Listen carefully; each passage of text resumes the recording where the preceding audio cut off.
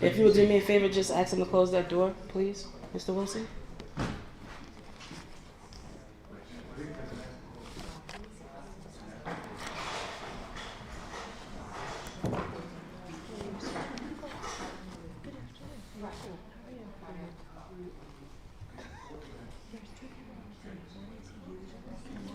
How many? Okay. We are now coming to order.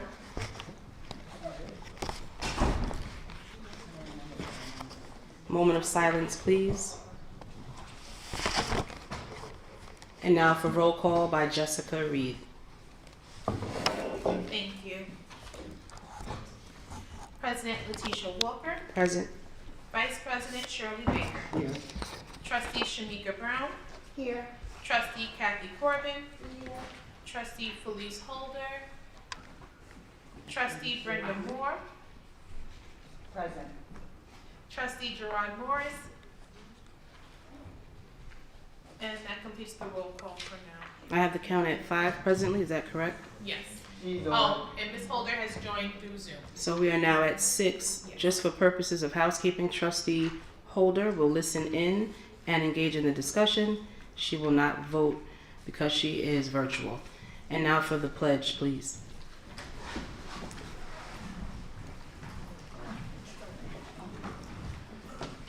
I pledge allegiance to the flag of the United States of America and to the republic for which it stands, one nation, under God, indivisible, with liberty and justice for all. You may be seated.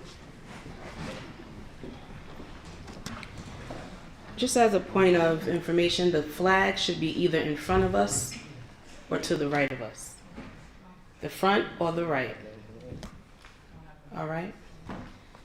Motion to adopt tonight's agenda. More Walker questions? Hearing none. All in favor? Any opposed or abstaining? Count is 5-0-0. I want to welcome you all to tonight's combined session. The weather and the temperatures have been frigid. I hope everyone is okay along with your pipes. Hang in there. Spring is on the way. Spring is on the way. All right, let's read the mission statement, please. To inspire the passion for learning and educating all students to achieve their full potential. Awesome. We have a full agenda before us tonight.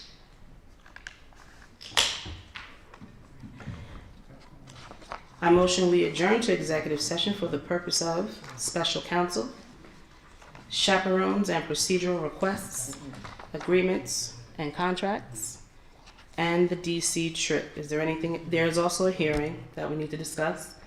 Is there anything else? Yes. In addition, we will amend that motion to say that in executive session, the board will discuss the potential demotion, discipline, suspension, dismissal, or removal of a particular person or corporation. Amendment noted. Is there a first? Brown, Walker. All in favor? Any opposed or abstaining? The count is 5. At 5:34, we are officially in executive session.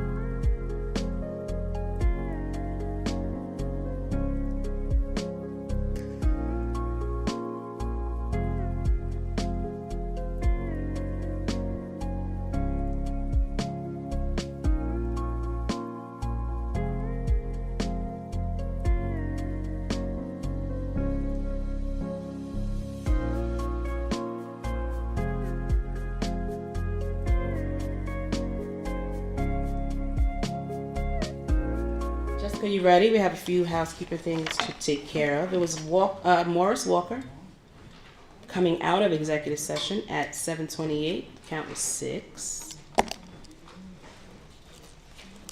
Thank you, ladies and gentlemen, for your patience. I'm sorry, please mute yourself. For your patience, we had a hearing just prior to this. It ran over by a few minutes, so our apologies. I turn it now to Dr. Eric Wright for his budget presentation. Dr. Wright?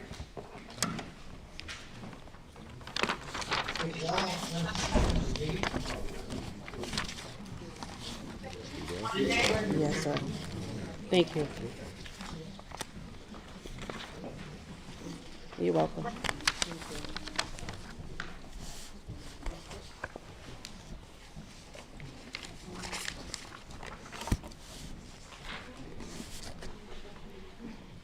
Get my camera, get my.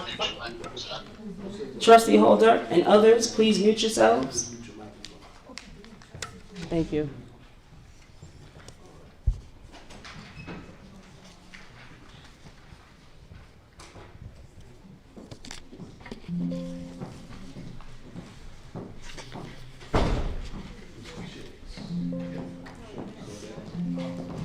Good evening, everyone. Good evening. Thank you, President Walker, You're welcome, sir. Vice President Baker, Board Trustees. Welcome to our community. Thank you for being here this evening. While we are putting up the slides, I just want to say congratulations to our men's basketball team. We won. They won this evening, so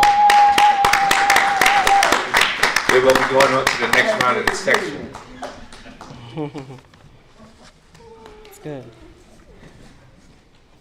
Just so you know, Vice President Baker, I think I brought them good luck last week, and so they're going to continue winning. So there you go. Very nice. Yes, he was in the house. He still doesn't have a sweatsuit. Baker? Trustee Baker? Yes, You said he was in the house. He still doesn't have a sweatsuit. Thank you. Right? So this evening, I wanted to give an overview of the budget for the 26-27 school year. It's been my pleasure to sit down with the team to work on this. Thank you, Mr. Wilson. Thank you, Mr. Chase, for your support. And then thank you to the exec cabinet, for their work. Thank you to our administrators as well, our high school, our middle school, and our elementary school administrators for their role in preparing for tonight's budget. I want to start with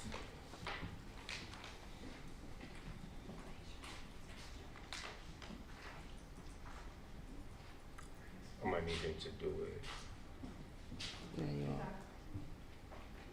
Yes, I want to start by first just giving an overview of our schools for the 26-27 school year and what they will look like numbers-wise. I want to start off with LFH and their numbers, and what we've done is you'll see the how we have it categorized. We have it by grade and then also by subgroups as well. So you see our monolingual students, our English language learner students, students with disabilities as well, and then you see a total column. You see that for starters, we are looking to have about 97 students pre-K next year. And if you go down that first column, there will be a total of 224 monolingual students for the 26-27 school year. That's 44% of our students in our LFH campuses that will be monolingual. If you look at the next three columns, the ENL standalone, that's students who are receiving ENL in a class, staying in that class. Then there's an ENL cluster, and there's a bilingual setting as well. Those three settings represent our English language learner students, and you'll see that there is a total of approximately 37% of our students will be identified as English language learners next year. So for us, it's important to realize our scholars and what their needs may consist of to ensure that our programs are robust enough where they're really meeting the needs of all of our scholars. And then next you'll see our students with disabilities columns. You'll see 4 columns. To the right are bilingual, and you'll see 6.5% for students in our ICT settings. ICT is a setting where you have both general education students and our students with disabilities combined in a section together. That's 6.5% of our students. And then our students in a 12-1-2 section, that's 12 students, 1 teacher, and then 2 assisting support staff members, aides in the classroom that, or teaching assistants in the classroom that support the teacher with the work for students with disabilities. And that's 3% of our students. And then our students in our 813 section, where there are 8 students, 1 teacher, and then 3 assisting adults who are in the classroom as well. And that's 3.7% of our students. So in total, 17% of our students in our LFH campuses will have a disability next year. That's not inclusive of students who may receive what we call related services. That's our students who may receive speech, occupational therapy, or physical therapy. Yes.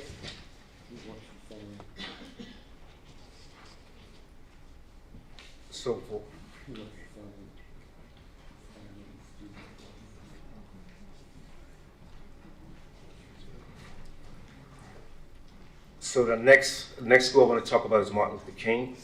And as you know, they are grades 3, 4, and 5. Same thing, set up the same way. General education, monolingual students on the left, and then all the way to the right is the total.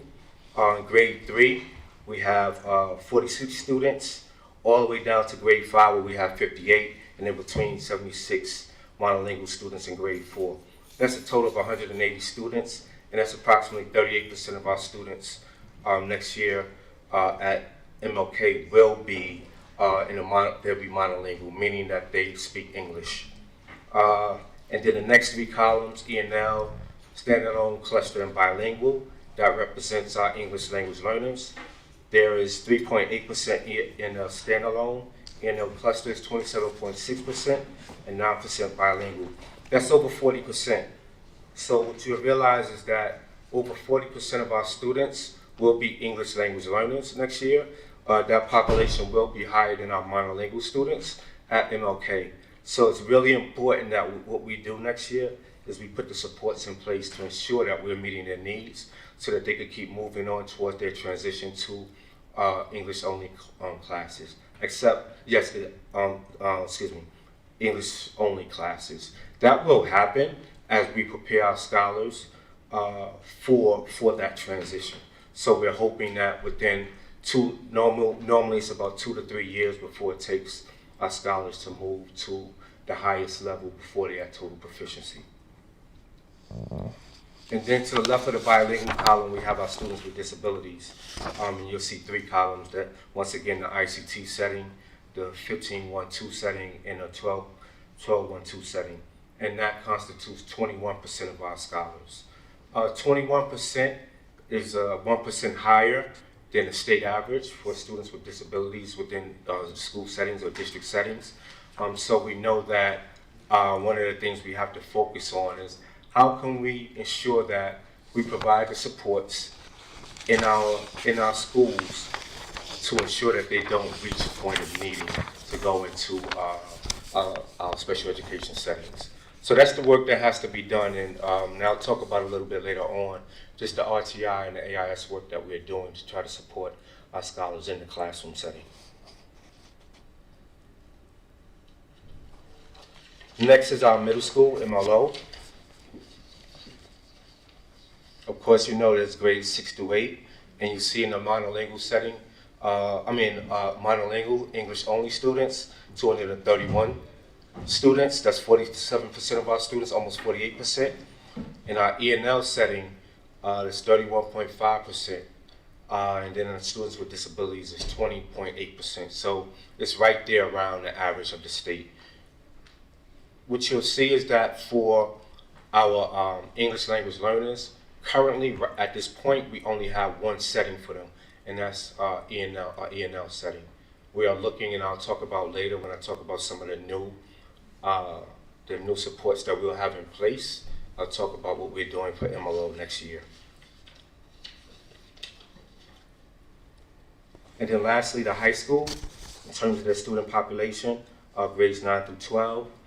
In the monolingual setting, and it says Jeanette, but it's also the monolingual setting, it's 59.4% of our students, 496 students. In our E&L setting, 222 students, which constitute 26%. And then our students with disabilities, 119 students, 14.3%. This data, what it doesn't capture in that 14.3% are those students who might be in settings outside of our high school. They could be in a BOCE setting or in one of the settings in our private settings, private or parochial settings.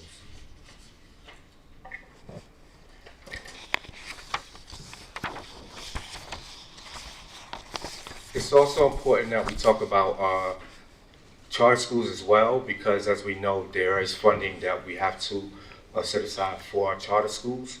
And you see that we have, currently there are 5 charter schools that pull our students. With Academy Charter School in Wyandanch being the highest population.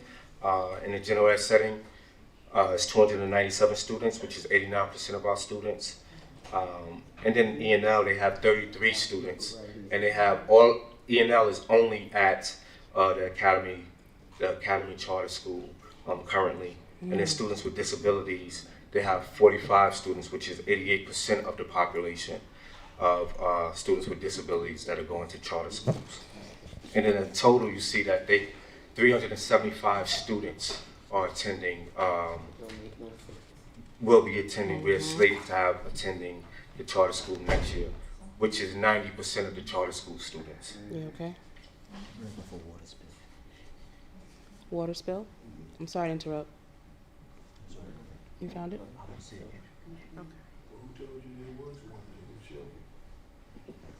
Okay, no problem.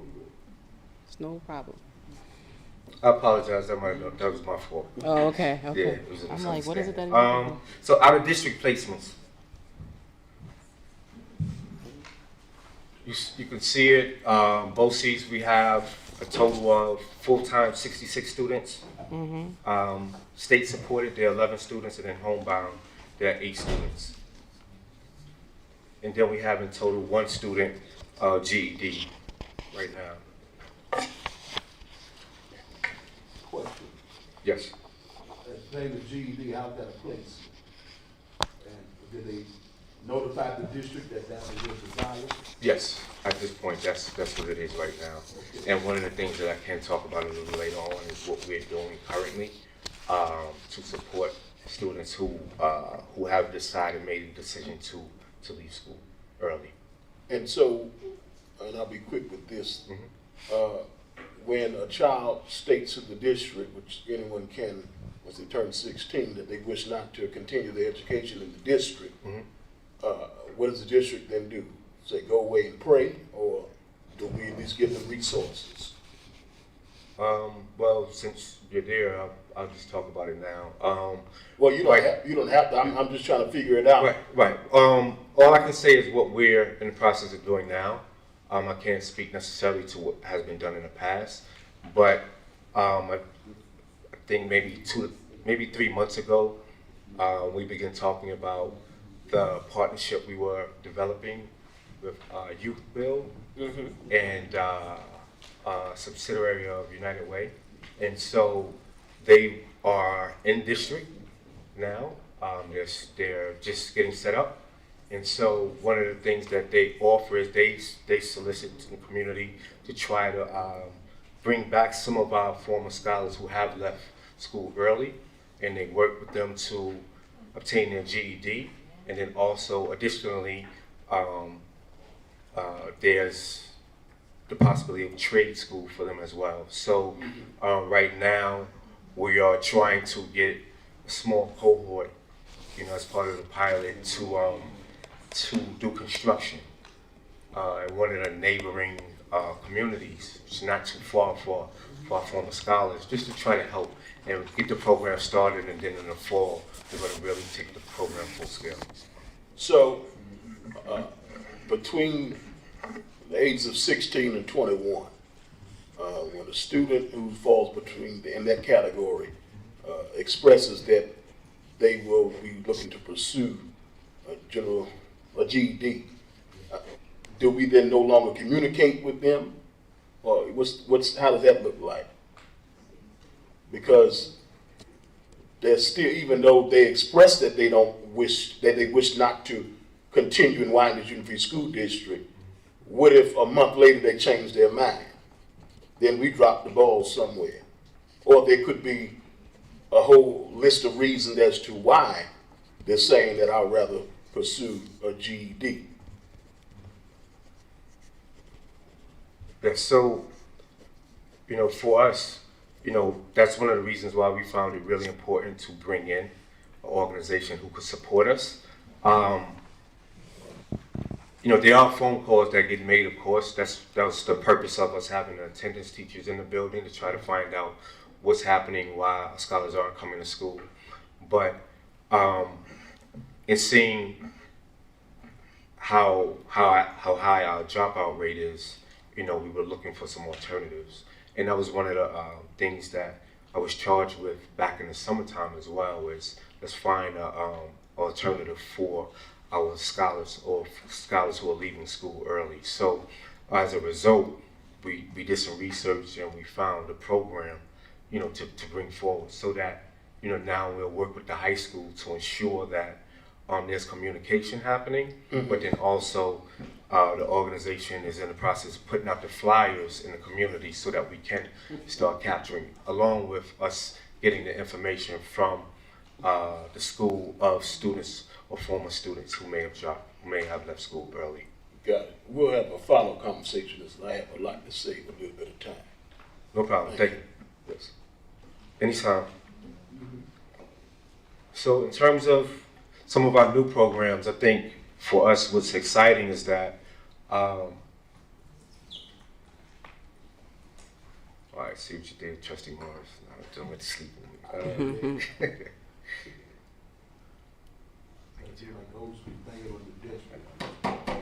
They're gonna be charging me. Try down. It's like magic. What is it, the battery, or is it? I got it. Why So does it do that? Is it a battery? some of our new programs that we're bringing forth for the 26-27 school year. I had this year, at the beginning of the year, I was doing some work with College Board, and College Board is the organization that brings in advanced placement courses. And so I did some work with College Board, because we are one of the only districts in Long Island that doesn't have advanced placement courses. And there are reasons why. The more dual enrollment type courses you have or programs you have, they can become competitive, and so you begin to not have the number of students to meet the requirements. So, but one of the things that's important for us is the fact that the Blue Ribbon Commission, and I think Dr. Kwan did a presentation last year in April or May, and she talked about some of the requirements that are coming down the line in terms of the Blue Ribbon Commission from the state. And one of the things they talked about was for there to be business and personal finance type courses in elementary, in middle school, and in high school. So what we looked at is how we could jump on it and bring something that's rich and rigorous to our scholars. And so for the 26-27 school year, all of our 9th grade students will be receiving an advanced placement course in business and personal finance. And I think that's exciting because the rigor will start early in high school with project-based learning. Our scholars will learn how to create budgets, which is really important. And it will help them, especially if they want to go into, let's say, the business world. They will have that understanding of how to create their own budgets, because they have a fictitious budget to create, for a program or for themselves. So we look forward to that course coming into the district next year. Additionally, We were looking at AP Seminar, which is a course that's going to replace our honors course in our honors English course in the 10th grade. That's also a project-based course that will really help our scholars learn how to do presentations, challenge each other, professional discourse, all these skills that are needed for learners when they hit the job market. So once they have those skills, they'll be prepared to be really successful in the job market.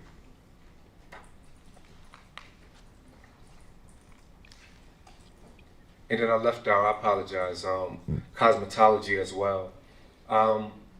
This is a course that it's been in the making now for a few years. They almost finished building out the suite. It's going to be amazing for our scholars. They're going to also have the barbering program on one end, and then we'll have the cosmetology program on another end. And for me, as I think about it down the line, looking at a business pathway and seeing just how it could come together to really help our scholars to not only work in the barbering or cosmetology world, but maybe form their own business and really be able to make money and sustain themselves in the future. One of the things that we're going to do very soon is we're working with Thought Exchange, and we're going to put out a survey to our scholars because we want to know what are their interests moving forward.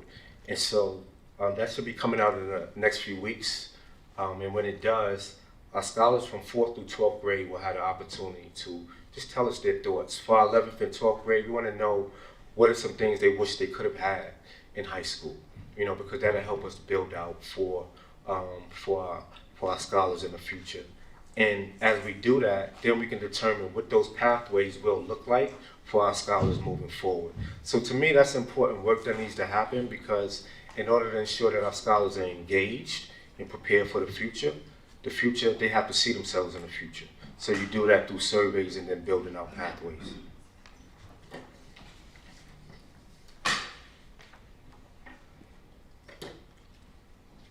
So we work with Dr. Scarlett, who's had some, he has a vision. He has a vision for the program, for the athletic program. And he's moving it forward. This year, girls wrestling was, although not, it was added from a standpoint of we have 3 female wrestlers, and they joined a merge team, with Lindenhurst, Amityville, and Copay. But next year, we're looking to have our own wrestling program for our lady scholars. And I think that's important because we want to make sure that what our male scholars get, our female scholars get equally. And so, kudos to Dr. Scarlett for having a vision to move this work forward. Additionally, we'll have JV soccer next year.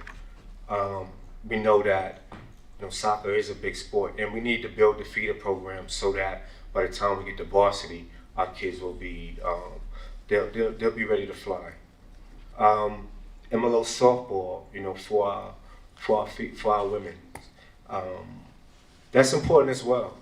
We don't want them to begin once they're in high school or play at the varsity level when they're not ready for it, so we want to make sure that we're building our feeder programs so that our scholars have that opportunity to learn and learn at their pace and then be prepared, for the real competition that lies ahead once they hit varsity level.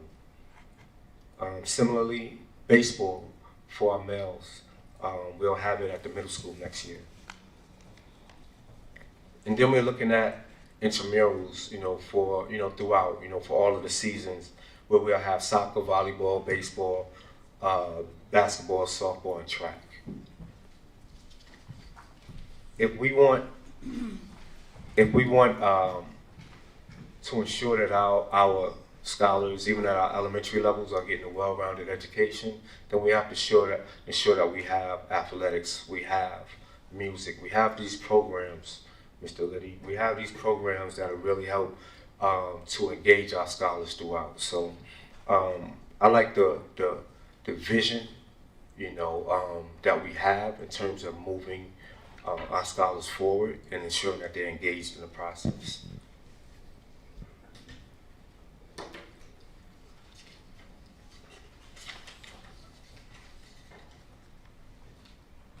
So, in a lot of districts that I have worked in,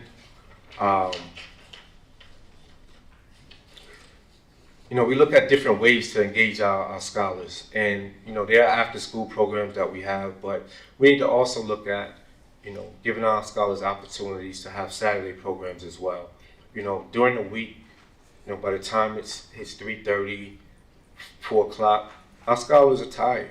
So if we have the opportunity to bring them in and offer a robust program on a Saturday, why not do it? So we looked at that, and we began budgeting for the 26-27 school year, and we'll have Saturday academies, at our elementary through middle schools.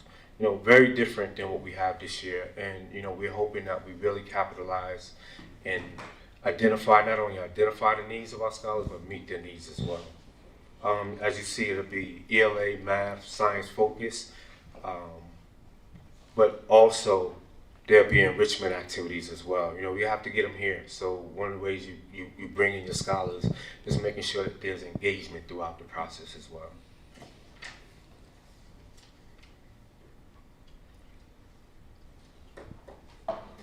So in terms of restructuring, some slides ago, and I'm gonna go back for a second. When we talked about MLO, currently they only have an E&L program, and if we want to meet the requirements of Part 154 and give our scholars opportunities, we want to ensure that we're able to meet them where they are and give choice. If we have scholars in grade 5 that are in bilingual programs, why not move it on to the middle school? So for the 26-27 school year, that's what we are going to do. We're going to add a bilingual transitional program into our 6th grade next year. And then we'll continue the process, 7th grade the following, 8th grade the year after that. But, we want to ensure that we are really listening and meeting the needs of all of our scholars.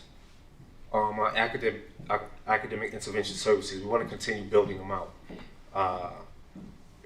We have needs, we see the data, and once you know the data, it's what you do about it.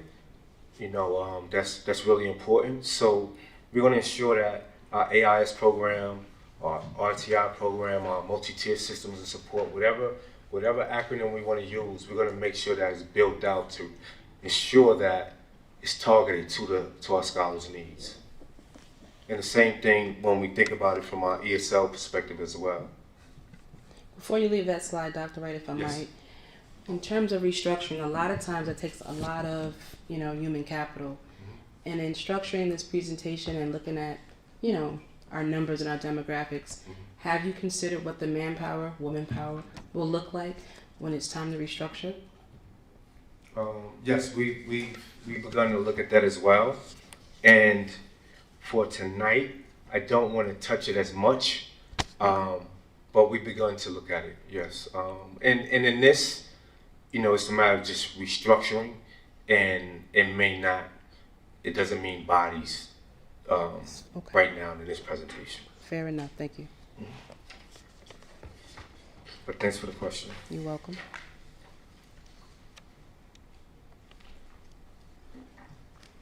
So in terms of programs that we won't have for the 26-27 year, French at the high school, we know that it was beginning to phase out. We don't have a lot of students, unfortunately, that are in the program currently.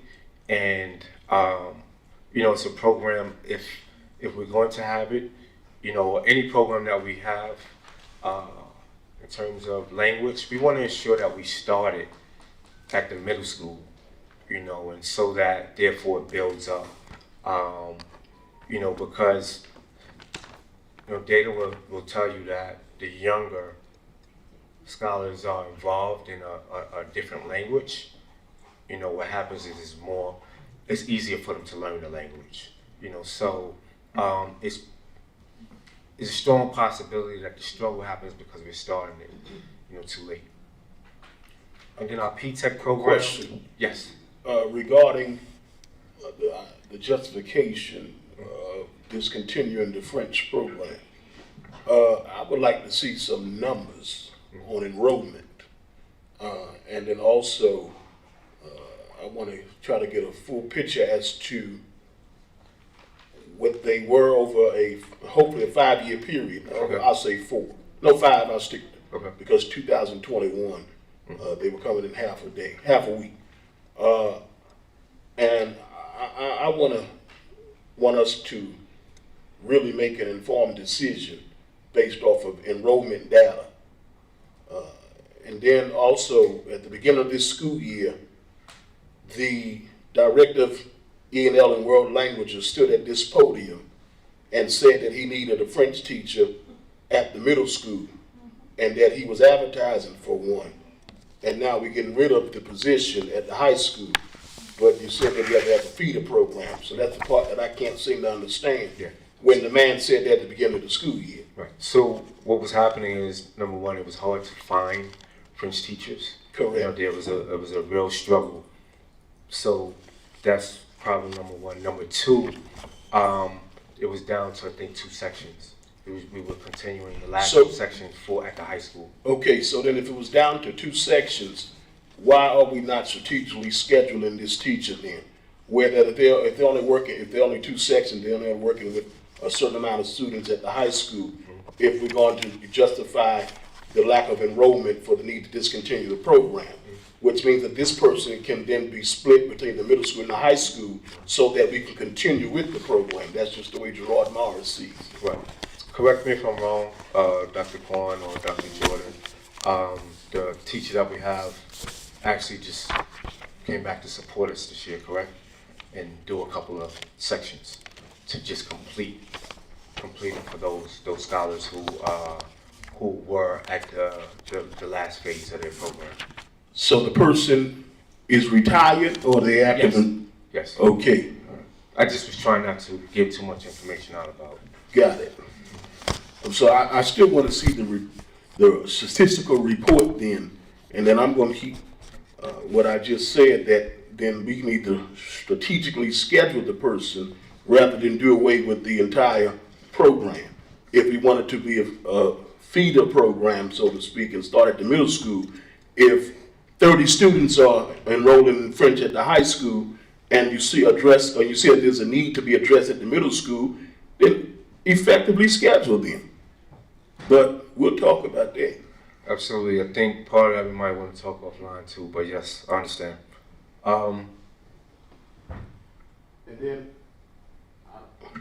And then P-Tech, Yes. why are we discontinuing this program?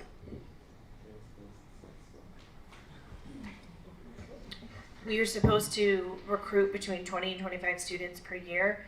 This year's 9th grade class has 5 students. Are we actively recruiting? Yes, we are actively recruiting. The issue is we have just reached a critical mass with the number of programs we have, and we're all pulling from the same pool of students.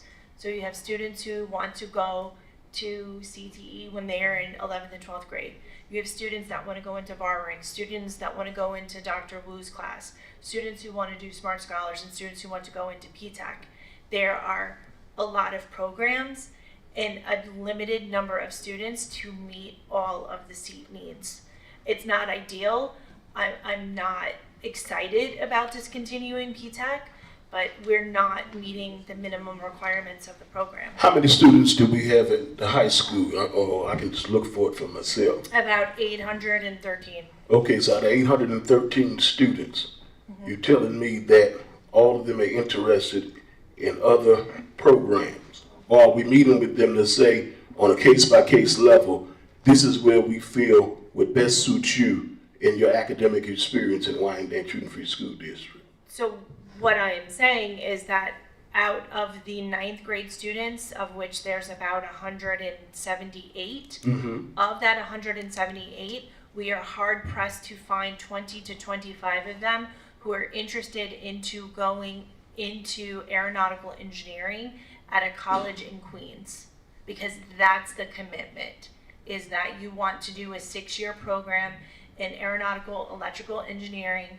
at Vaughn College in Queens. And when you ask an 8th grade rising 9th grade student, is this the 6-year commitment you want to make? It's harder and harder to find 20 to 25 of those kids when they have a dynamic barbering program at the high school where they know they can get the hands-on training. They have students in that program who are starting their own business.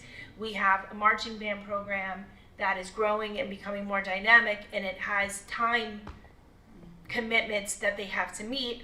Or you have the Smart Scholars program where you can graduate high school in 4 years instead of 6 with 30 to 36 college credits for free. But because Smart Scholars and P-TECH are both state programs, you can't be in both of those programs. So a student who is interested in that higher level post-secondary option will 90% of the time pick Smart Scholars over P-TECH, because Smart Scholars allows them to choose between criminal justice, humanities, and business is the third. I always forget the third. I think it's the third. So they get to choose between these 3 paths, and these are the classes I want to take. And when their 4 years in Wyandanch High School are done, they take their credits from Farmingdale State College and they peace out and go live their lives. P-TECH means that you're taking classes built only around that electrical engineering, and when your 4 years in Wyandanch High School are done, you owe Vaughn College 2 more years in electrical engineering, and Vaughn College is in Queens. It's a lot harder for our students to get to Queens than it was when we were doing the program with Farmingdale State College. Now, last year, the folks from P-TECH came here, and it was stated regarding going forward and whatnot, and they, I guess, pleaded with us to keep the program. So now to see them discontinue the program but submit us later is quite concerning. But I do think that we need to try again with advertising, and then also let the students know that how much money could be made down the line as an electrical engineer. That may be something that may attract them to enroll in the program. Mr. Morris, I want to point out that that was Farmingdale that came and presented to us last year, and that was the Smart Scholars program. Okay. I know somebody stood here and they begged. I know that. No, we love Smart Scholars, and I will say I believe the last 6 valedictorians have been Smart Scholar students, which is really the scope of the program, is to take students who maybe are not the best students and are not the top of the class, and really give them not only the college credit, but really the cohort mentality, so that by the time they graduate high school, they are the top of their class and they are moving on to, you know, bigger and more productive careers where they're going to make a lot more money because they have 1 year of college, sometimes 2 years of college already under their belt. Thank you, Dr. Jordan. What I'll say as well is that, you know, we may have to change our strategy as well. That doesn't mean that it can't come back in the future, but we need to look at which pathway that we are signing up for, so that maybe it would have more engagement, and it may be a college, a junior college that's closer. So we may have to look at it from that perspective as well. I will add, since we always refer to the portrait of a graduate, that you're no longer where you shouldn't, because everything in education is differentiated. And so you shouldn't look at it as just a group, but as an individual. So I'm going to push that we keep these 2 programs, and the administration figure out how to get the bodies in the program. Thank you. Well, one of the things that I will say is that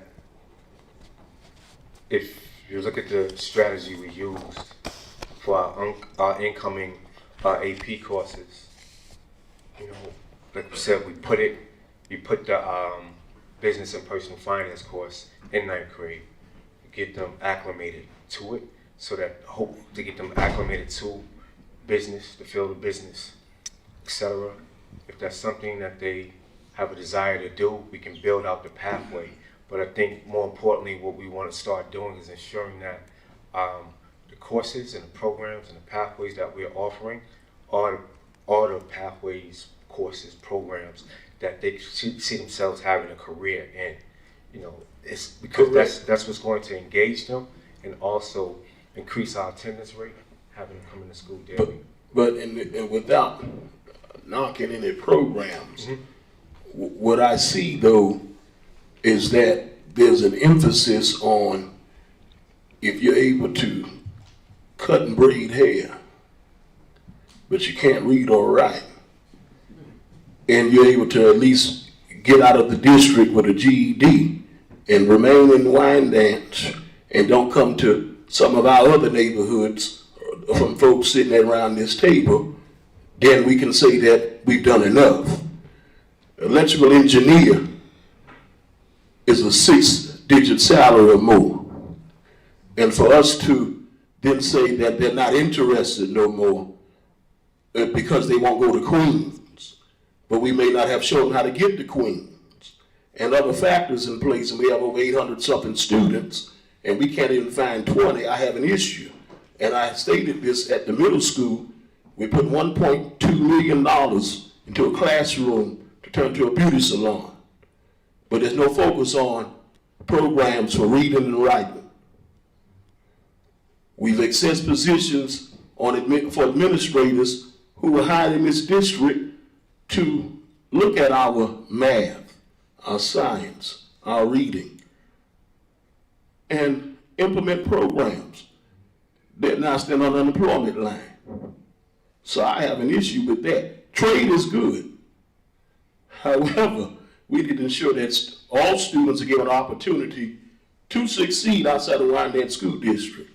And if we want to say that we promote it, or that the only option that you have here in the district is to go out here and to work down the street at the barber shop, but not go into the city with a briefcase and show somebody your product or Wyandanch, I have an issue with that. I appreciate that statement. I think that we need to meet our students where they are. If they're not signing up for French and wanting to be an engineer, I don't think that we could force them to do so. I think we need to go back to the table, maybe like the superintendent said, do a survey, see what the kids want to do. It's not up to us. We really need to let the students decide what they want and what careers that they want, and we need to create and build from there. So I agree with the superintendent. Let's do surveys and see what they want to do. And I don't think there's nothing wrong with being a barber or a beautician. I didn't say it was. I said with the It's emphasis, entrepreneurship. but with the emphasis that is being placed on career pathways. And when the P-Tech program was very booming, and now all of a sudden we're hearing that it's so low and so bad that we have to discontinue the program. Well, that's I just don't seem to understand when enrollment continues to increase.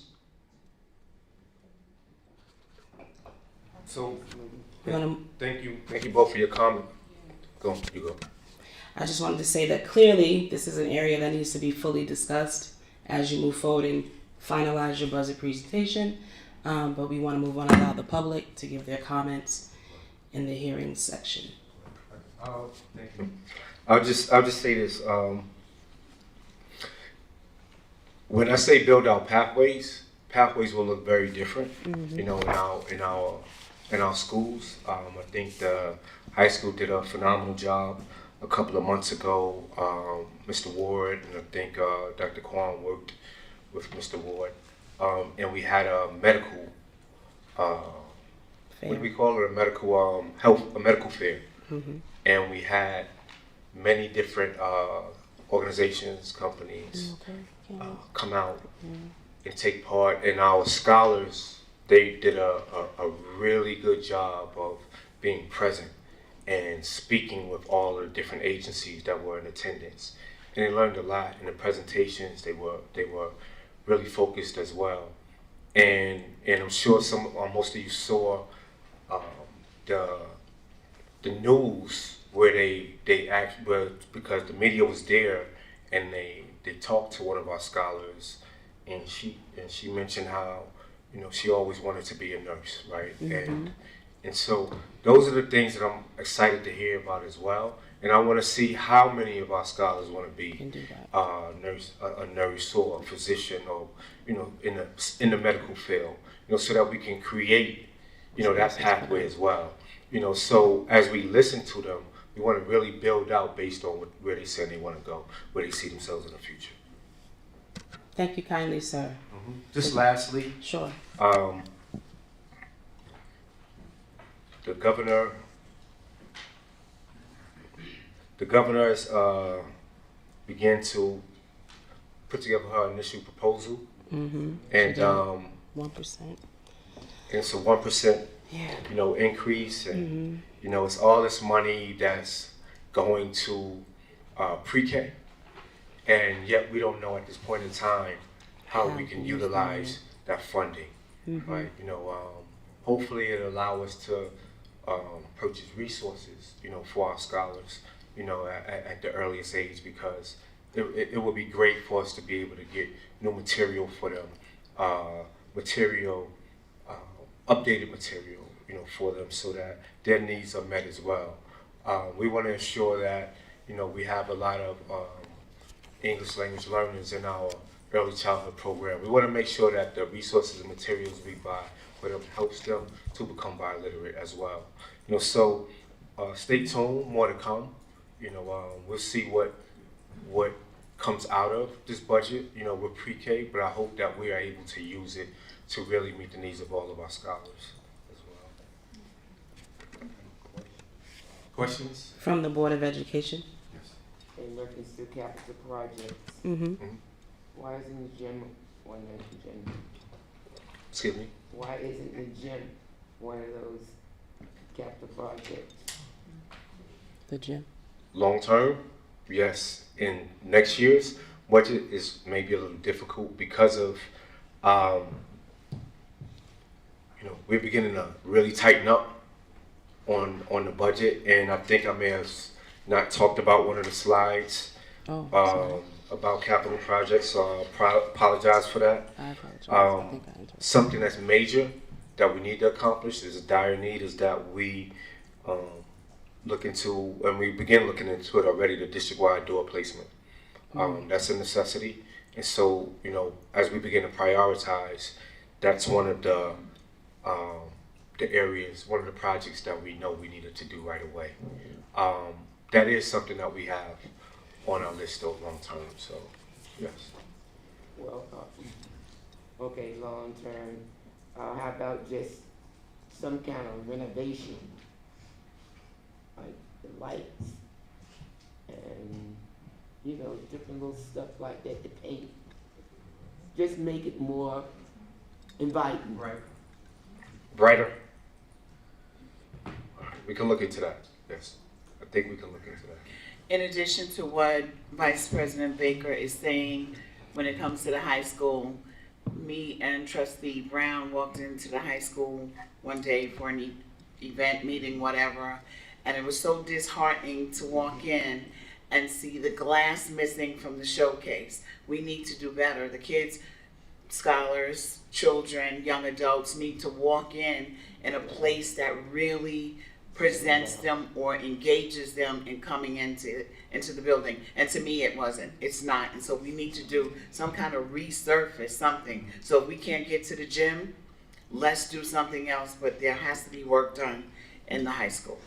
Even the flooring. I mean, you know, we walk in, you go to other schools, the floors are shining. Why isn't our floors shining at all times? I just don't understand it. And it's not just the high school, it's all our buildings. So, okay, thank you. And so just going back for a second, in terms of the lighting, just to let you know, we are in the process of going through energy performance contract, you know, and so We're working with H2M, and we're seeing all of the items that would apply, you know, and so once we have that, then they will create a proposal, and then we will work from there. But we are looking into the energy performance contract, though, and lighting is a piece of it. So apologize I left it out. Any other questions? Yes. Being that this is a budget overview, I did not see tonight or hear what the proposed budget will be. And I do know that because of the 2019 deficit financing resolution, that the state controller comes in around this time to review. And the Board of Education is really being presented with step one. So when will we be presented with a full scope of the budget that would be inclusive of what is being proposed to the community for their vote? We're looking at doing that at the next board meeting. Yeah, so that's been worked on as well. You know, so I do want you to know that yes, that has been worked on. The first step was the overview. We know that the comptroller's office is coming in, and we are prepared for that conversation as well. So I just want to read for the record, and this is an email received from the Controller's Office last year. It says local finance law and chapter 341 of the laws of 2007 require that the board submit their tentative final budget to our office no later than 30 days before the date scheduled for the board's vote on the adoption of the final budget, or the last date on which the budget may be finally adopted, whichever is sooner. So the board really won't have any time to deliberate nor share what they wish to see in the budget, because when it's presented to us in March, we have no choice but to vote on it. I don't believe the board would vote on the budget, I believe, April 22nd, somewhere in there, 21st, and the controller has to have it 30 days before that. And it doesn't mean it has to be final, it just has to be, Prepared. you know, in the ballpark kind of thing. We're not gonna give them a different document, really. There will be some changes, they know that, as deliberations go by, but it's 30 days, so we're not up against it at this point. So at what point will codes be presented? Because this should have started in December. And I said this last year, and I'm going to say it again this year.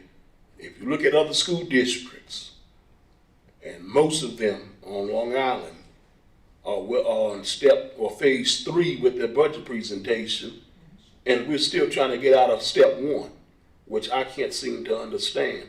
And if my calculations serve me correctly, because we all received the same calendars from New York State School Board Association, we are 2 months behind. So I don't understand then, and the board is going to be rushed with approving a budget to then go through budget review from the state controller, and who knows what will happen. Last year, the board received a piss poor budget that didn't really state anything, but yet 18 people in July had to be laid off because the budget didn't even give a clear picture of the direction of the then superintendent and the district. So I don't get it. I can't, you know, speak to last year. I understand your concerns, but yes, I can't speak to last year.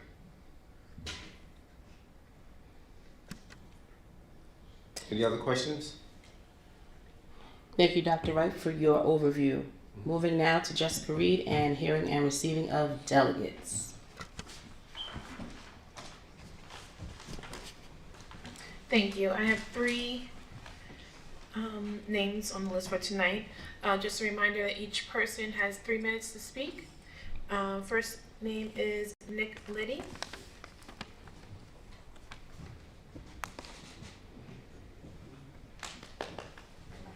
Thank you. Hello, good Hello, evening. good evening.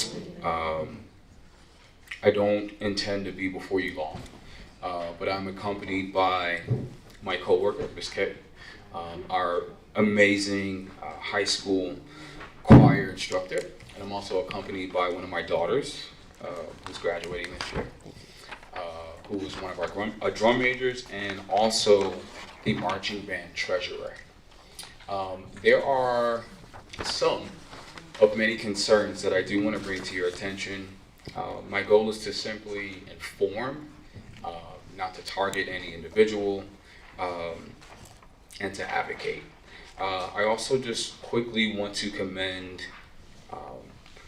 the rest of my coworkers that have seen it fit to advocate for what they believe in. I'm also grateful that we have an administration and board that welcomes that advocacy, and I hope conversations, no matter how difficult, can continue to be had in the future. All right, so I'm not going to necessarily spend too much time on everything that's here, so I asked JB to help me give you a handout that just kind of lays out more specifics, and hopefully in the future we can get even more nuanced into some of the specifics that are even on this paper. All right, but my first music and arts concern is that the district music and arts programs, we need a director, right? As currently constructed, we love answering to Dr. Kwan, right? If cloning existed, we would do that.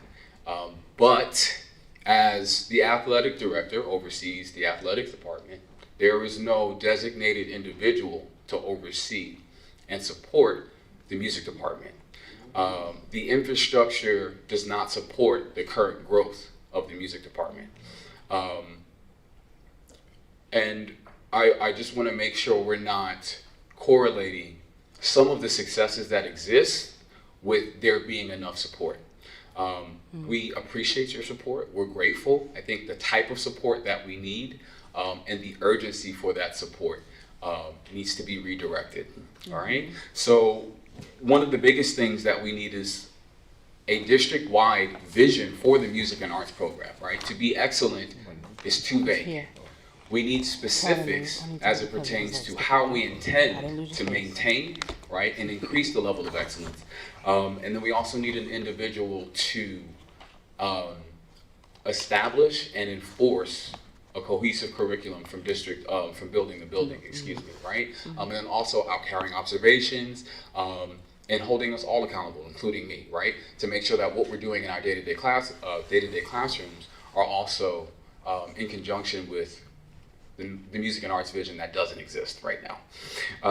So whether or not that's a part-time or full-time individual or just a consultant, there is a desperate need for many of the areas that are suffering despite some of the beautiful things that you've seen that exist because of heroic acts from our teachers that shouldn't be expected.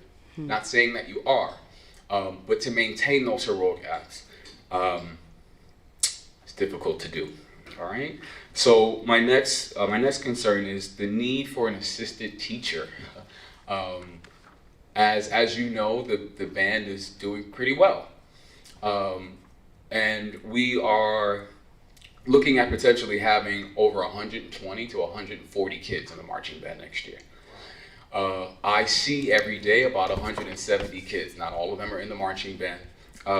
But in most districts, you have an assistant band director, sometimes two. You have lessons instructors, plural, in addition to the band director. I am giving lessons to every one of my students by myself weekly. I do this because our students, most of our students, cannot afford to receive private instruction at home. In addition to that, not one of my kids are performing at a high school level in conjunction with the national and state standards. Not one. Although our products are surprisingly good, it's not sustainable, right? It's not sustainable, okay?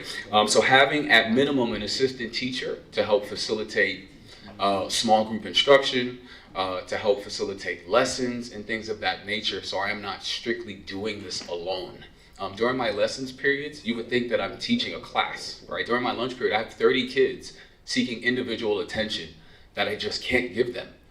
So now I made a schedule in which I'm only going to focus on these 5 individuals, although I have 25 other individuals in the classroom seeking additional education that I simply can't provide as one person.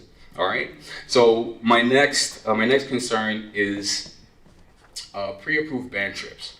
Dr. Kwan mentioned this in discussion, which is such a great idea that I've actually never heard of. But because there are opportunities presenting themselves past the trip request form deadlines, we're missing nationally recognized opportunities. For example, we were asked to do the halftime show for the Brooklyn Nets at the Barclays Center. Because it was 3 weeks past the deadline, we weren't able to capitalize on that opportunity. The marching band was also asked to do the second largest parade in New York City, which is the St. Patty's Day Parade, on NBC. But because the opportunity was presented after the deadline, we missed that opportunity. So what we're proposing is essentially a bank of pre-approved trips that exist throughout the year.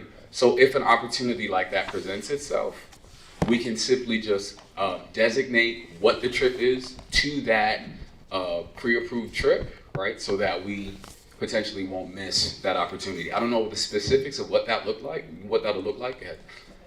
That's my time. I used my time. That was actually both of your time. That was both of our times. Okay, so that's fantastic. I hope I have the opportunity to advocate for more of these things in the future. You'll see me again. Thank you. Thank you. Thank you. Next is Dr. Pepper Bonet Martin.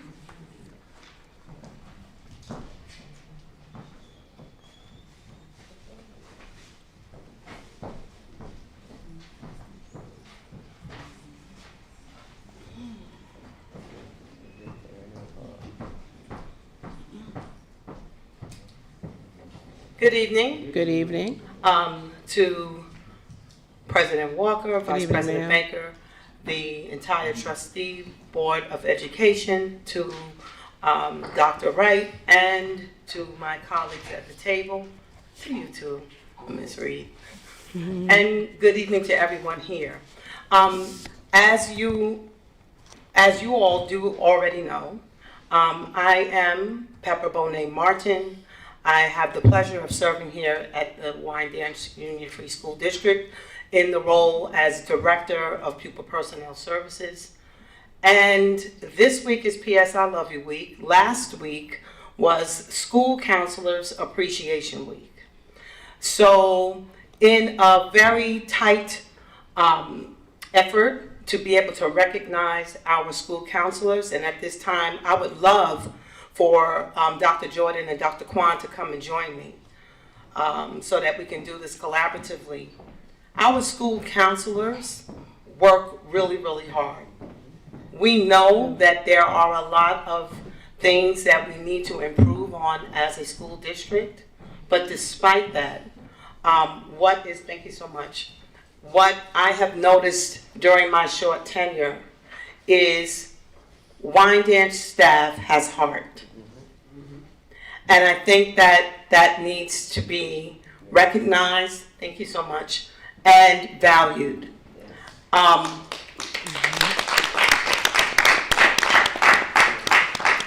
We have had a significant amount of challenges that has been pointed out specifically by Trustee Morris, but despite those challenges and deficits, our counselors work from a very proactive place. And I don't get an opportunity or invited to come and to participate in presentations or get the opportunity to speak about PPS, but I have the pleasure of supervising a phenomenal district-wide PPS team. And so because we have just celebrated within Black History Month School Counselors Appreciation Week, which is celebrated on a national level. And this is P.S. I Love You Week, and we have a board meeting on Hump Day. I thought it was apropos to take this opportunity to recognize a phenomenal group of people within a larger phenomenal group of people. And so if you would just help me just recognize, oh, give me 1 minute, will this take away from my time? I left something, thank you.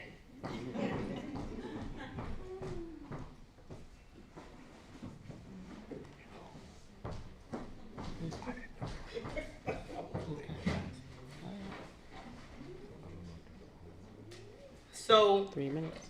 this is the third time that they've heard this, but I sent an open letter of thanks and recognition to the counselors, and I sent it out to everyone. I'm not certain if everyone did get it, but because they are so phenomenal, so professional, so supportive, and they go above and beyond the call of duty to take the challenges and the frustration that often comes with it, to rise above it and constantly call me, email me for support, and sometimes it comes in different ways, to always look for a way to close opportunity gaps. And when you have people that are willing to do that, whether they are paid to stay after school or not, and still do it year after year after year, I am humbled that in my almost 2-year tenure to see such incredible people, I had to acknowledge it. I've worked in other districts and in administration, primarily at the building level. And so this is my first opportunity to serve as an administrator at the central level. But despite that, though this particular school district has afforded me the opportunity to expand on what I have done in the past, I have a lot of years of experience and a skill set to offer. And I'm not saying that to brag or to toot my own horn. What I am saying is that within those years of experience, I have never, ever seen an entire group of people so committed and have to jump over so many hoops and continue to fight to serve in a district that they honestly have demonstrated they have love for. And so it brings me great pleasure to serve in this capacity as their director to honor our school counselors. Here is the letter that I wrote to them. Happy School Counselors Appreciation Week. This is the week to be deliberate about thanking a group of people who work tirelessly to address a litany of student needs. Thank you all for your hard work in helping to build a positive school culture that allows our scholars to feel safe and loved. We recognize all that you do to teach important social emotional skills and model conflict resolution and collaboration, all while managing an exorbitant amount of paperwork and academic counseling to ensure our scholars are prepared to meet their graduation requirements and become successful adults who become effective and productive global citizens. You work side by side with your PPS colleagues, who include social workers, psychologists, nurses, attendance teachers, enrollment specialists, PPS clericals, and members of special education, as well as with teachers, administration, and other support staff members in security, maintenance, and the cafeteria, to collaborate on behalf of our scholars and their families. I, too, am a school counselor, and we are primarily trained to advocate for students. Though sometimes our advocacy may be misunderstood, we know it is always done with the best intention and interest of the students. Your voices are heard, appreciated, and valued. I am proud to be your supervisor and look forward to ongoing professional development, dialogue, and having fun at work while we connect to address primary and secondary trauma among students and staff members to mitigate the barriers to learning that work against our scholars. We will model resilience, love, and faith to show them what to do when life's circumstances get in the way. We rise and continue to say, yes, we can. Thank you for your sacrifice. It's appreciated and cherished. With love and support, Dr. Peperica Bonet Martin. I'd like to present this certificate of appreciation to our newest member of the family, Miss April Charles. Miss April Charles. I'm going to ask Dr. Jordan to give you your thank you balloon, and Dr. Kwan, there's a card. Each bag has a name. Yeah, they are. Nope, that's not hers. We'll just take whatever she gives you, and we'll sort it out later.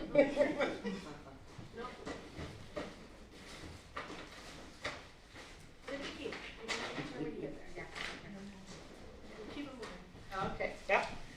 And we want to give the same certificate to Miss Tiffany Key. The others are not here, but we have an individual certificate for Dexter Ward, Monique DeMori, Laura Santiago, and someone who was assisting us while we have a vacancy, Dr. Patricia Rickenbacker. Thank you so much for lending me the time, and thank you for allowing me the opportunity to honor some beautiful, professional, and wonderful people to work with. Thank you. All right, Jessica. One more. You do have one more? Yes. Okay.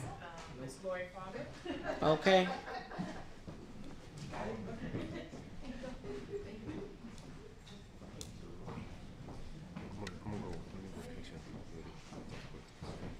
I'm Lori Farber. I just wanted to respond to some of the P-TECH conversation. My father was an electrical engineer, and he ended up working for Fairchild for a long time, and then most of these companies were working under defense contracts. And so when the contracts were over, they lost their jobs. Had nothing to do with the individuals working. That's just how it was back in the 60s, 70s, 80s. So he worked for Fairchild, he worked for Sperry, I don't even remember, to tell you the truth. I know a young man right now who's one of my Repair Cafe volunteers who's an electrical engineer. He's going through the same thing. He's looking for a long-term job, not just a couple months, and he's having a hard time.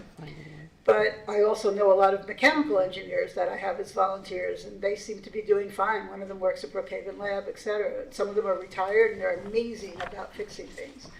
But I've had conversations with some of our students as well, and they don't necessarily understand the different kinds of engineers.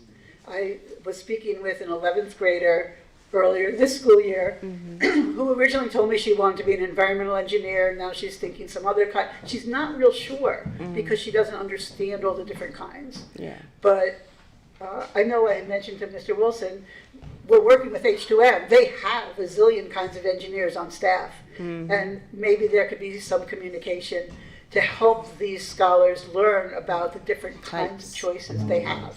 Because it's something that they would want to choose before college. Sure. Because the kinds of pathways that they would go to will depend on where they want to go in the engineering field. There are a lot of our students who want to go into engineering, but not necessarily electrical engineering. Yeah. And the way I'm looking at it, from looking at the people that I know currently, seems to me there's more opportunities, employment opportunities for other kinds of engineers, even more so than electrical engineers. But I just wanted to share that with you and see if you can facilitate some conversations with engineers, with some of our scholars who are interested in that.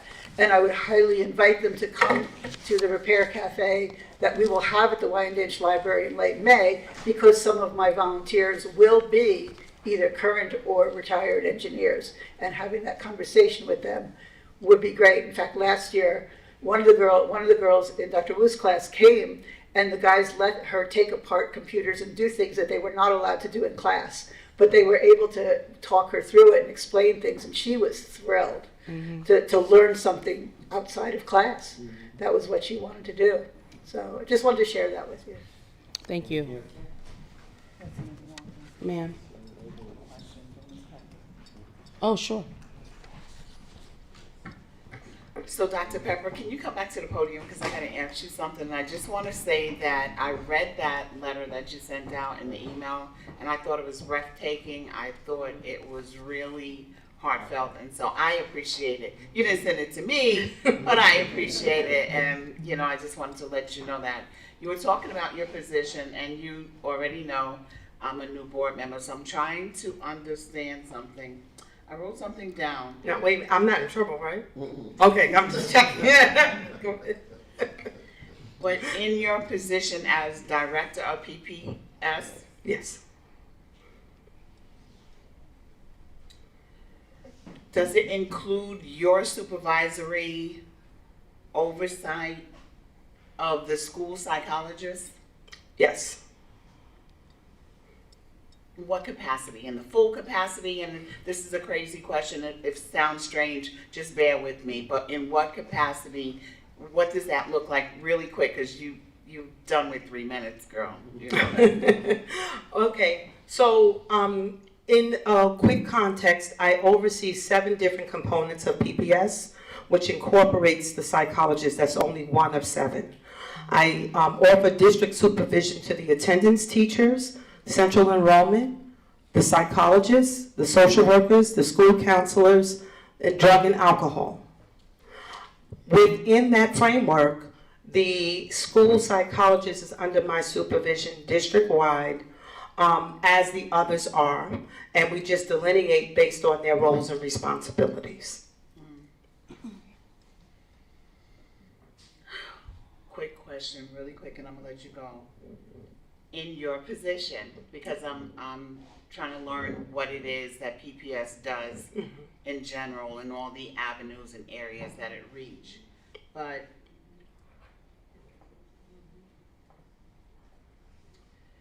in your position, what is the thing that you see that needs strengthening or improvement when it comes to overseeing psychologists? And I have a reason why I'm asking these questions. Okay, well,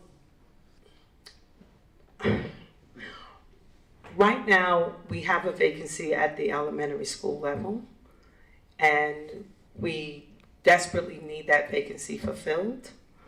I'm not really certain, I'm not privy to the information as to why it isn't, but I would say that that is a tremendous need at this time that is immediate for a litany of reasons.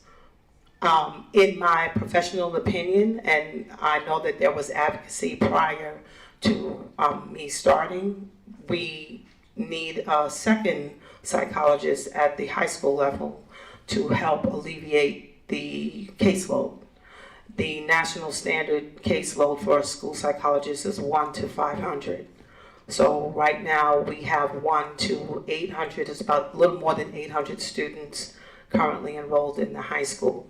Now, I'm not certain if that could be fiscally supported, but just in the scope of my supervision without any other factors being considered.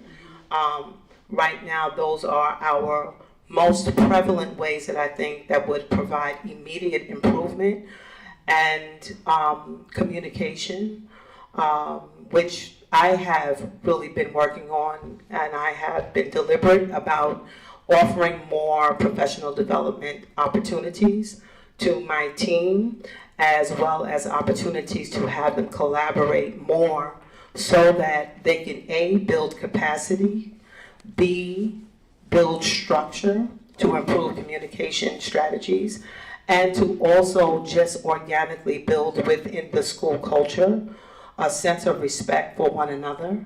That's really important, particularly with this group that serves students.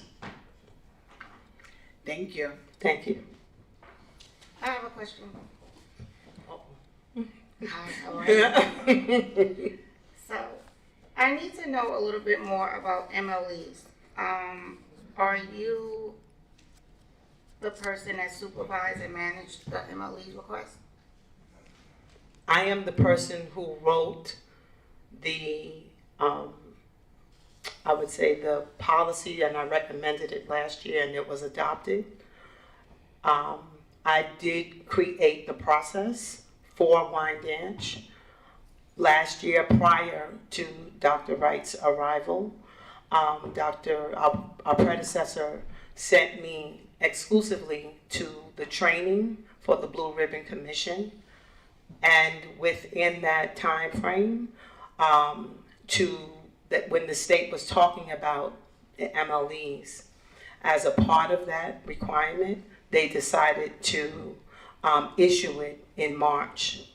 And so subsequently, I am currently the supervisor of the initial process. The superintendent is responsible for giving final approval. But yes, the process that has been put in place in Wyandanch, based on the current state standards, I was the one who not only supervised it, but I created a platform and strategic systems from start to finish in record time to ensure that we would not just hand them out, and to ensure that it would not have a negative impact on the narrative of the school district.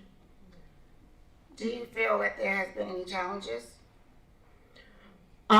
So there are challenges. We meet as a committee at the building level, and the building administrator, who is appointed to PPS matters at the building level, I make the recommendation as per what I had shared with the board last May when I made that presentation along with Dr. Kwan on the Blue Ribbon Commission, to pretty much have a collaborative process in place so that we don't just have one voice. I want to say, to more definitively get to what you're asking, many school districts do not have a thorough process like we do. They have a counselor who signs the state's form, and then they move it up the chain for it to be approved. We have a comprehensive, collaborative approach that is layered in intense review of the requests of MLEs, and it starts at the building level. I recommended the team members, but then I allow them to participate. Some are here in the back.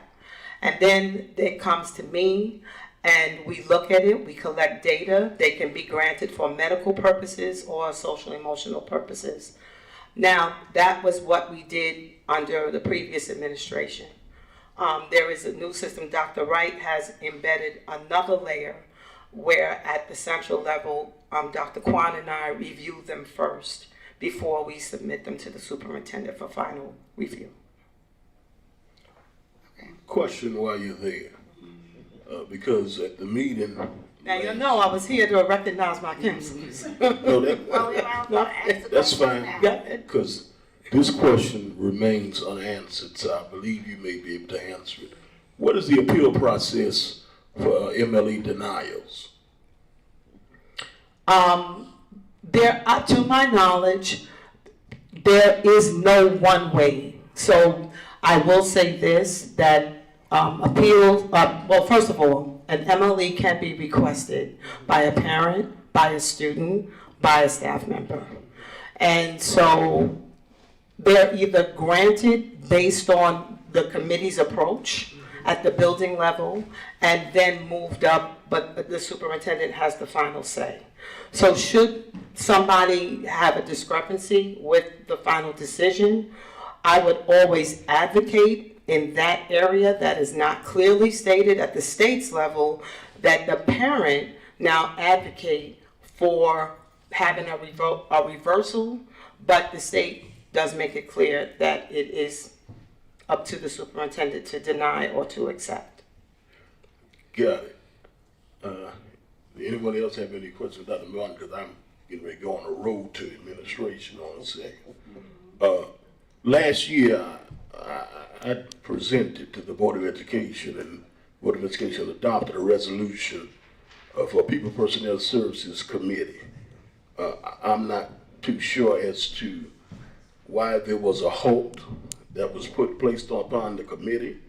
However, but things like this would have been beneficial to be ironed out in the committee as well. And I would hope that this administration would reinstate the work of the committee because the resolution was adopted by the Board of Education, but the committee was never able to do the work.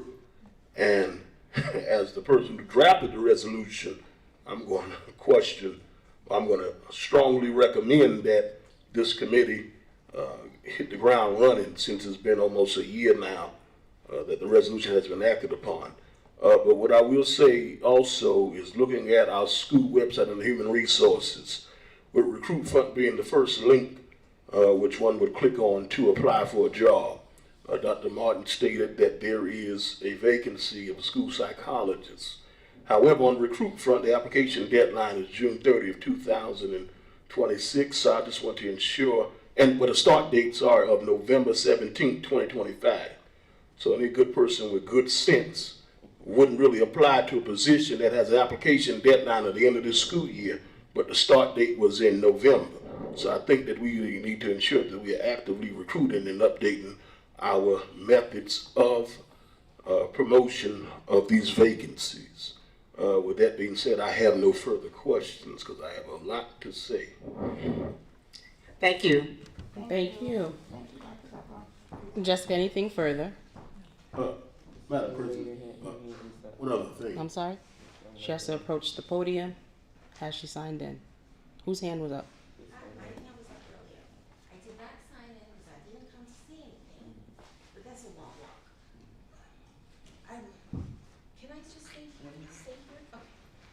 Basically, you came to a meeting, but nothing was answered. Okay, out.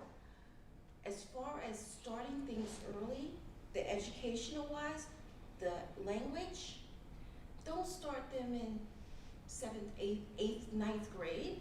Start them when they're in the 6th grade. Going into the middle school, this way they have time to think. Basically, they get in trouble when they're in the 6th grade. And they're in so much and they're so deep in the games and wanting to do this, they don't want to do anything else. It's all about their friends. You want to get them away from that. So let's bring them into language, education, funding. Her dad was in. Her dad was in. Bring them in earlier. Just show them. Explain to them. So by the time they get in 8th grade, they don't want to deal with those people. They want to make money. My name is Sammy, and I'm going to sit down. Okay. Thank you, Sammy. Thank you. My ankle is broken. That's my problem. You could have stayed seated. Yes, sir. We appreciate it. Thank you. Thank you. Trustee Mosh, you had a Yes, question? looking to Mr. Liddy's comment that he made earlier. Unfortunately, he's not here what I have to say, but let's look at board policy. Okay. And board policy, even though I know that there may be internal systems in place, but board policy does not give a deadline or a list of deadlines as to when trips should be submitted. The only types of trips that there is a deadline for international trips in which the request has to be submitted 3 months prior. Okay.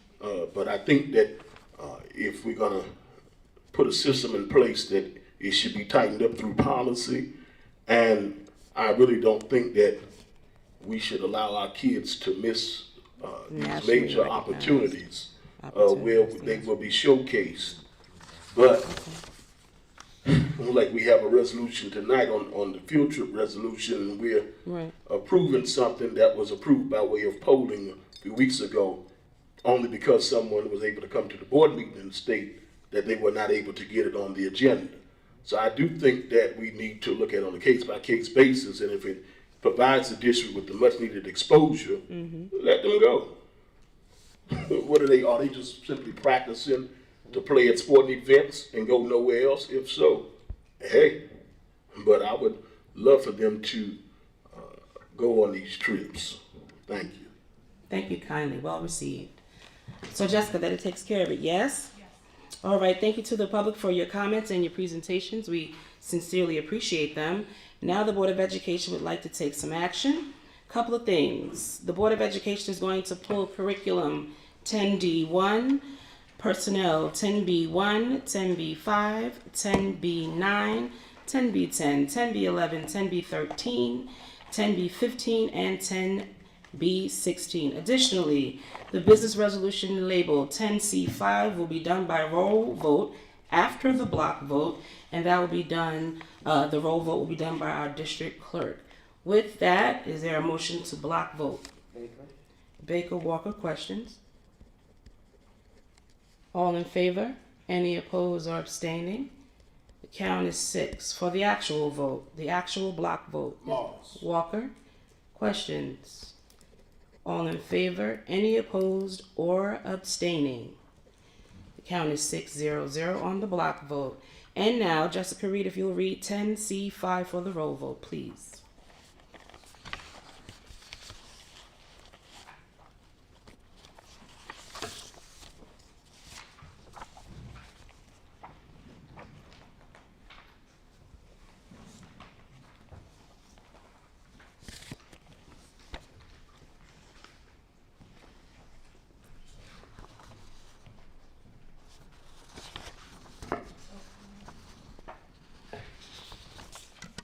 This is the bond resolution.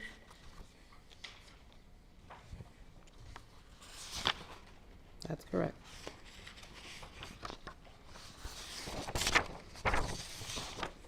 Okay.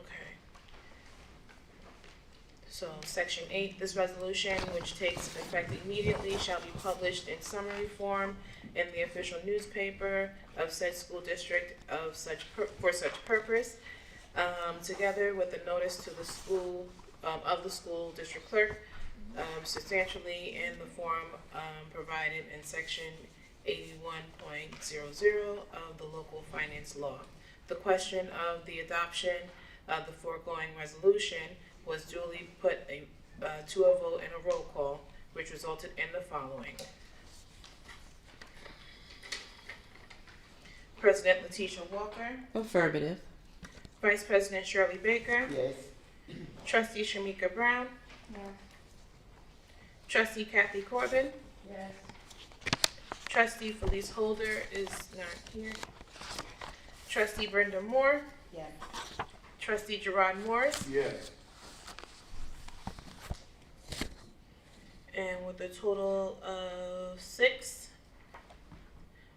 the resolution was therefore upon declared duly adopted. Thank you, Jessica. 10C5 is now adopted. The Board of Education has to enter into a second executive session for the purpose of discussing chaperones pay,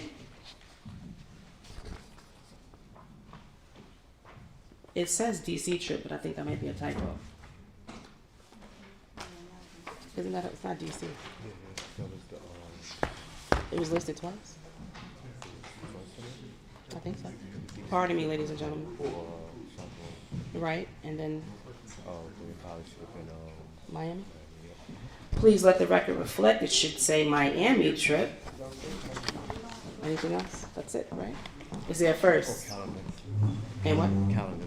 And the calendar. 27 calendar. 2627. We're talking about personnel and most of those items. And all the resolutions that were pulled in red. Is there a first? Corbin? Walker, questions? Quick question regarding the calendar. Go ahead. The calendar is gonna be discussed in executive session. It's a public document. We could probably do it in public. Okay. Where it doesn't affect personnel, we can discuss in public. Gotcha. Corbin, Walker, questions? All in favor, any opposed? The count is 6-0-0 at 9:04. Thank you all again. Thank you.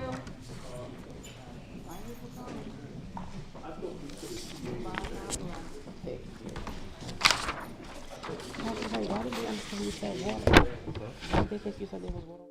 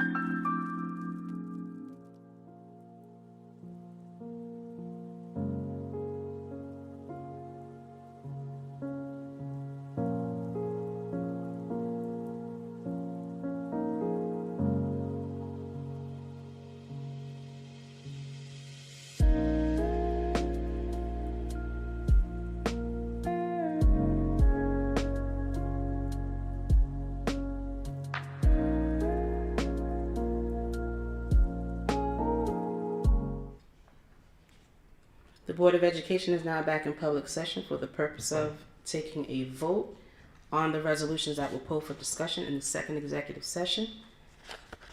A motion to block vote 10B1, 10B5, 10B11, 10B10, 10B15, 10B16, 10D1. Is there a first? Morris. Walker. All in favor? Any opposed or abstaining? Count is 4. Now for the actual vote. Is there a first? Morris. Walker. All in favor? Any abstaining? Count is 4. Now for the vote on 10B9. Is there a first? That's a revision. 10B9 is a revision to read termination as opposed to rescind. Council, would you like to read it? Be it resolved upon the recommendation of the superintendent of schools that the Board of Education terminates the previously approved appointment of the employee named herein for the position indicated, Kaden Wong, MLO Webmaster, effective February 11th, 2026. First, Morris. is there a second? Corbin. All in favor? Any opposed or abstaining? The count is 4. 10B13 is also a revision. Council, will you read that one, please? The candidate named herein is recommended for an appointment to the position indicated. Be it resolved upon the recommendation of the superintendent of schools that the Board of Education approves the appointment of the candidate named herein to the position indicated. Carl Baldini, consultant, at a rate of $900 per day, not to exceed a total of 80 days, effective February 23rd, 2026 through June 30th, 2026, subject to a consultant agreement approved by the district's legal counsel, and the board hereby authorizes the board president to execute such agreement. Is there a first? Morris. Walker, questions? All in favor? Any opposed? Or abstaining? Count is 1-3-0. Fails. That takes care of everything, Counselor. You see anything else? We have to vote on Which one? 10B, one, correct? That was in the block vote, dear. Okay. All right. Anything else? No, President Walker. Motion to adjourn. Morris. Walker. The count is 4-0-0 at 10:42. Good night.